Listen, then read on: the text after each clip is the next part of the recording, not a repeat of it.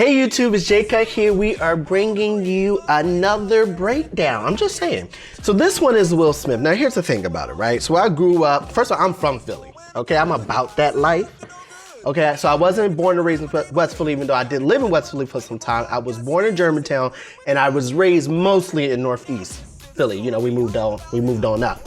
Anyway, but I did definitely watch Fresh Prince when I was a kid and, you know, all the Will Smith movies and all that stuff. So it was a matter of time that I was going to draw Will Smith. I mean, come on. And I didn't just draw Will Smith. I made merch for shirts. I made mugs for mugs. And I also made posters and phone cases, whatever. jcutt.com. You'll check that one out. Oh, yes. But yeah, so this was a lot of fun. You'll see me struggle in the beginning. And I still think it's a little bit of a struggle because I don't think it particularly looks like him as much as I would like it to. But it definitely does more now than it did in the beginning. You'll see that I was struggling in the beginning. But I definitely like the concept. I think it's bold. It's probably one of the most bold colored designs that I've done. And I've done some bold ones, but this is one of them. It's up there.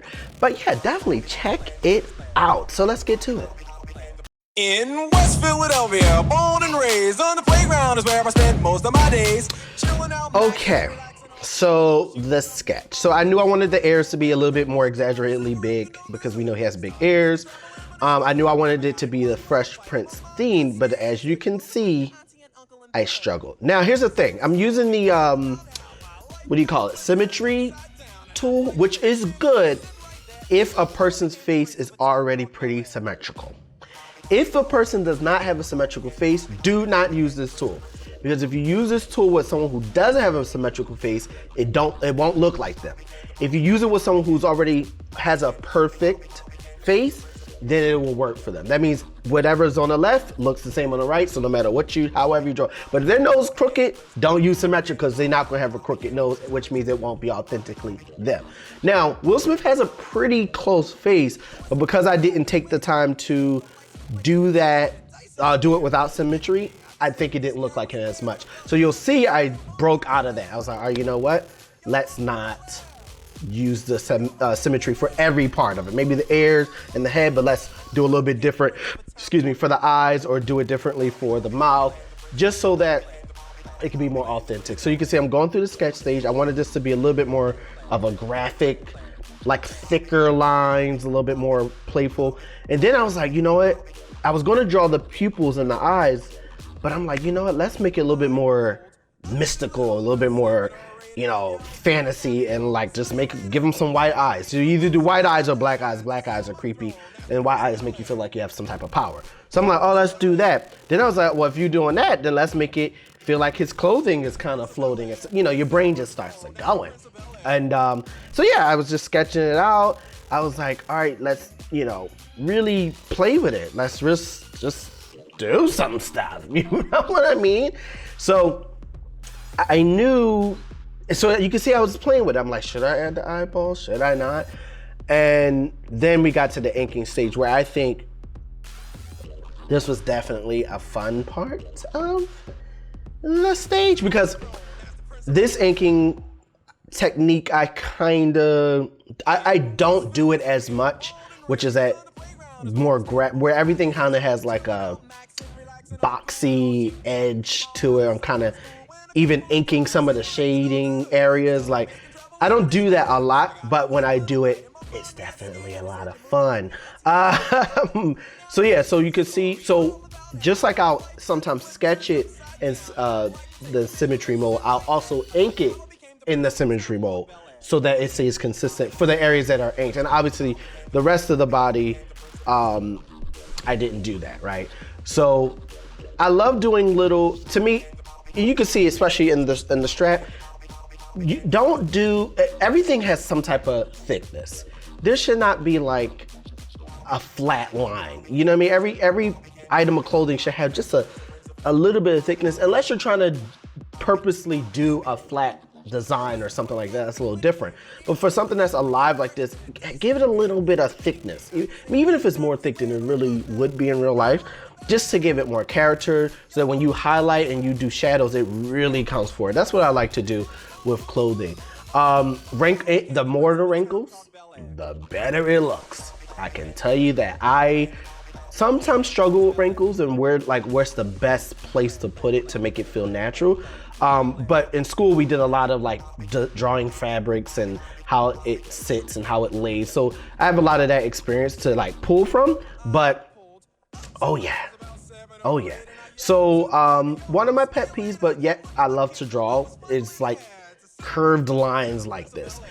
They can be a pet peeve because they're kind of annoying, but they look cool when like it kind of tapers and then you can see it's kind of turning in space. It's one of my favorite things to draw, but they are a little annoying. So you can see I'm like, all right, let's get the color. So color picking is just easier. You don't have to think too much. You just pick the color, right? Because when you're drawing from reference, you don't have to think. You're just trying to mimic, right? Skin tones can be hard because the thing is, I even made them more orange here than some of the shots, right? Because I was just like, I wanted it to be, you know, more vibrant. But when you're trying to color pick, it's like you gotta really decide which color is this gonna be? Like, am I gonna make it light? Am I gonna make him darker? Because even though he's not like a super dark person, if he's in a dark room, he's gonna be dark. If he's in a really bright space, he's gonna be brighter. So you have to figure out, how do I authentically make him the skin tone that he is, but fit the tone and the world in which I created? So then you can see I'm playing with some like splatters and stuff, and they have some good splatter things on Procreate, but it's too generic. It's too generic. So I was like, oh, I can just use some splatters from a vector later on once it was done. And that's what I did. So I'm getting to the shadows, adding in some really harsh lined dark shadows, which is my favorite thing, like that hard cut line shadow. Soon, maybe like with David Ruffin, when I'll show at some point, you'll see like I went in with the shading, okay, if I do say so myself. But with this was more like that comic book, coloring book type of hard cut shadows, which is what I love. I definitely love that. I went with the bold colors of the yellow and pink. There were some other outfits he had that was also recognizable, but I really liked this like blue, pink, yellow, orange color going on here. I gave him like the Timmy Turner floating hat look, which I really love. And then the highlight. So I had to decide so you see this lighter tone, it really depends on how I'm feeling, because that's another step that's not necessary, but it can really bring a character forward. Just adding like a mid-tone instead of like super, super highlights. So that's something I definitely had to like think about. And I made that decision, I'm glad I did.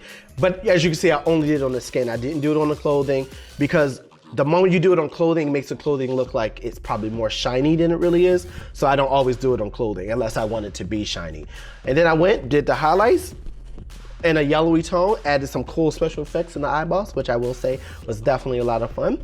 And then the piece is done. So definitely one of the most vibrant pieces. I mean, anything you just got a simple orange background is, I mean, can you get any brighter than that? Any more vibrant than that? So definitely love this one. This was one of my favorite pieces.